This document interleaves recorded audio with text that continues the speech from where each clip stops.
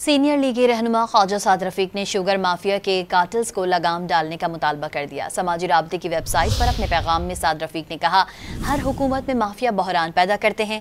उन्होंने तजवीज़ दी कि चीनी की कीमतें कंट्रोल करने की हुकूमती कोशिशें बराबर करनी हैं तो ब्लैक मील्स कितने भी ताकतवर हों उनके खिलाफ सख्त एक्शन करना होगा। सीनियर लीगी रहनुमा ख्वाजा साद रफीक ने शुगर माफिया के कातिल्स को लगाम डालने का मुतालबा कर दिया। समाजी राब्ते की वेबसाइट पर अपने पैगाम में साद रफीक ने कहा, हर हुकूमत में माफिया बहरान पैदा करते हैं।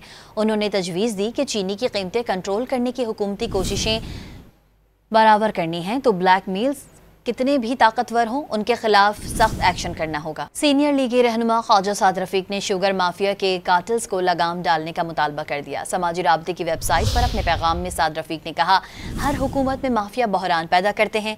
उन्होंने तजवीज़ दी कि चीनी की कीमतें कंट्रोल करने की हुकूमती कोशिशें बराबर करनी हैं तो ब्लैक मील्स कितने भी ताकतवर हों उनके खिलाफ सख्त एक्शन करना होगा।